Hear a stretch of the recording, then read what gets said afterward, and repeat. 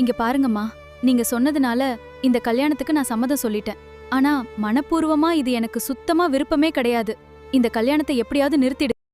சுடர் இருந்துட்டு நேராக அவங்க அம்மா கிட்ட போயிட்டு, அக்கா இருந்ததுனால என்னால் எதுவுமே பேச முடியல. இப்போ உங்ககிட்ட எனக்கு பேச வேண்டியது நிறையவே இருக்குது.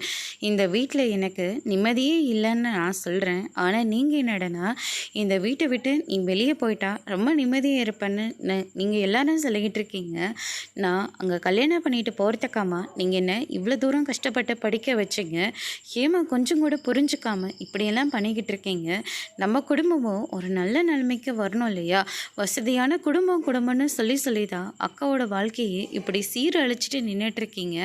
அடுத்து என்னோட வாழ்க்கையை சீரழிக்க போகிறீங்கள. உங்களுக்கு சாப்பாடு போட அவ்வளோ கஷ்டமாம்மா, அப்புறம் எதுக்காகம்மா எங்களை பெற்றுக்கிட்டீங்க அப்படின்னு சொல்லிட்டு பயங்கரமாக பேசிக்கிட்டு இருக்காங்க. இங்கே பாரு சுடரு, ஏதோ உங்கள் அப்பா நல்லா வேலைக்கு போவார், நல்லா சம்பாதிச்சு தருவார், குடும்பத்தை ஓட்டிடலான்னு நானும் பார்த்தேன். ஆனால் அவரை உருப்படியாக ஒரு வேலைக்கு போன மாதிரியும் தெரியல, அவர் சம்பாதிச்சு கொடுத்த மாதிரியும் இல்லை. அதை வச்சுக்கிட்டு என்னால் எதுவுமே பண்ண முடியல. சரின்னு சொல்லிட்டு மயிலை கல்யாணம் பண்ணி கொடுத்தா அவளும் இப்போ வாழை வெட்டியை வந்து உட்காந்துக்கிட்டு இருக்கா. ஏதோ வேலைக்கு போகிறா, 5-10 சம்பாதிக்கிறா. அதை வச்சு இப்போதைக்கு நம்ம குடும்பத்தை நம்ம நல்லபடியாக தான் பார்த்துக்கிட்டு இருக்கோம். ஆனால் நீ கல்யாணம் பண்ணிட்டு போயிட்டீங்கன்னா அந்த வீட்டை பார்த்தல அரண்மனை மாதிரி இருக்கு.